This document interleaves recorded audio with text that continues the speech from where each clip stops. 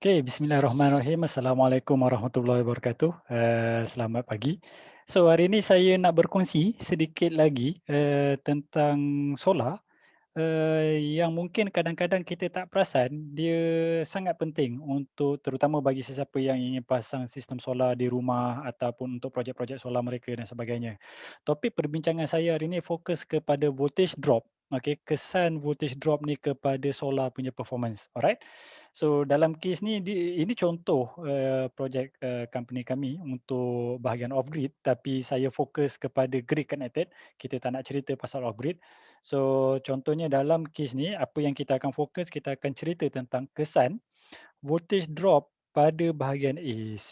Ini voltage drop pada bahagian AC, voltage drop efficiency of the inverter tu sendiri, kecekapan inverter, dan juga voltage drop pada bahagian AC. So ni bahagian DC, ini bahagian AC.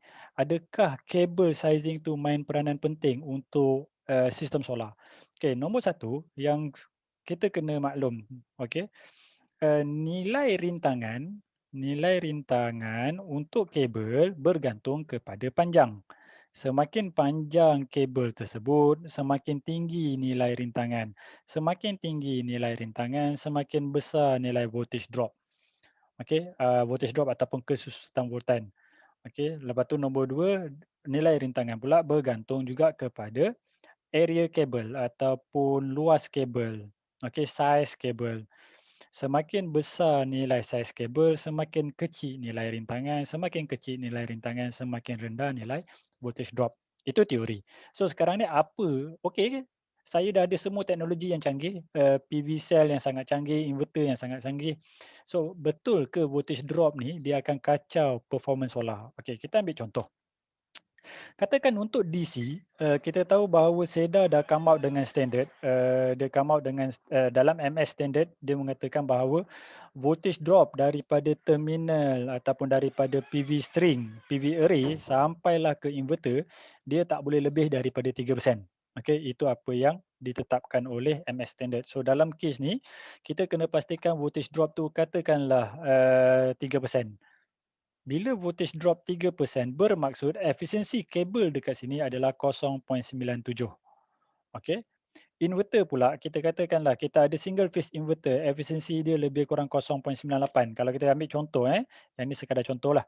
Kalau ini adalah three phase inverter. Kalau three phase inverter 3.986.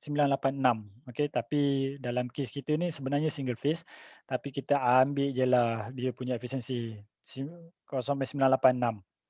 0.986 itu adalah efisiensi inverter, dan bahagian AC ini, okay, it is recommended by worldwide supaya bahagian AC ni voltage drop kurang daripada 1%, ataupun saya boleh kata voltage drop kurang daripada 1%.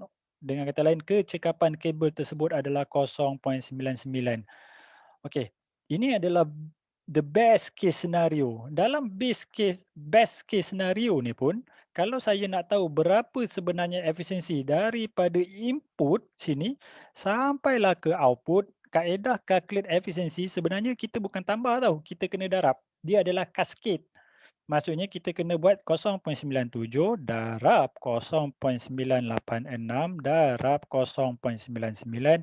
Jawapan yang kita dapat, sekejap 0.97 darab 0.986 darab dengan 0.99, kita dapat 95 ataupun 94.6%. 94.6. So kita dapat 94.6%. Okey. So berdasarkan the best scenario ni, jumlah perbezaan antara input dengan output ni dah hampir kepada 5%. Okey. So ini the best case. Katakanlah kita dah install solar dan kita tak peduli pun panjang kabel ni, so kita buat the root, kita rootkan dia, kita pasang dia panjang-panjang sampailah ke dalam rumah kita, dan voltage drop dia cecah 5%. Contohlah. Okey. Maksudnya kita ignore tentang voltage drop. Kecekapan dekat sini ataupun kecekapan dia adalah 0.97.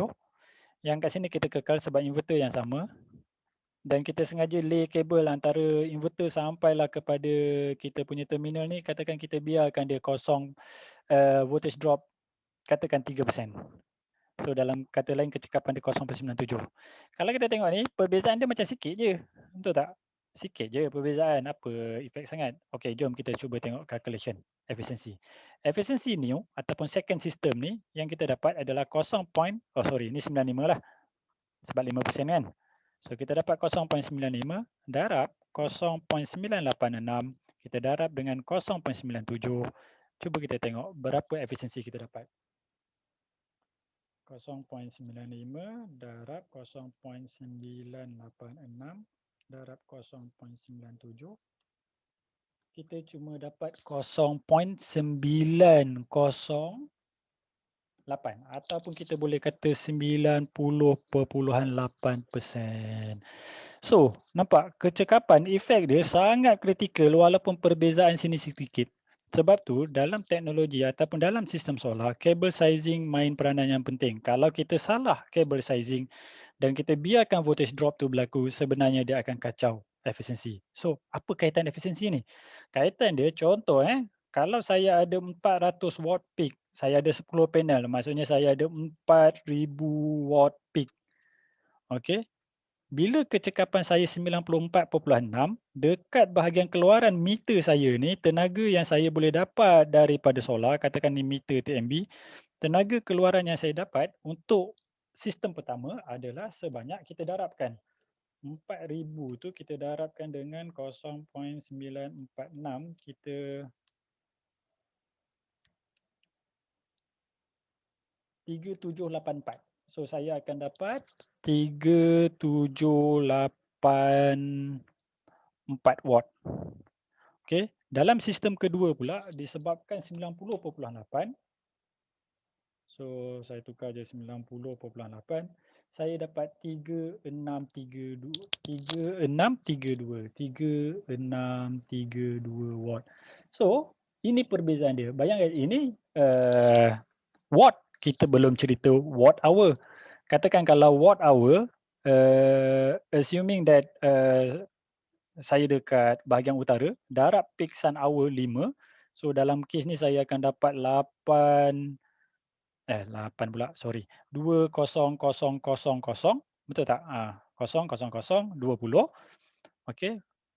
Watt hour ataupun kita boleh kata 20 kilowatt hour. Apa yang akan berlaku dekat sini disebabkan efisiensi dia cuma 90.8. Okey. Maksudnya 20 darab 0.908, saya cuma dapat 18 kilowatt hour.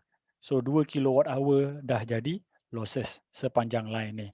Sebab tu kita kena pastikan selain daripada sistem or the technology is high efficient, we need to make sure that juga voltage drop pada kabel sangat rendah sebab dia akan affect overall efficiency of the system. Okey, itu saja. Terima kasih. Assalamualaikum warahmatullahi wabarakatuh.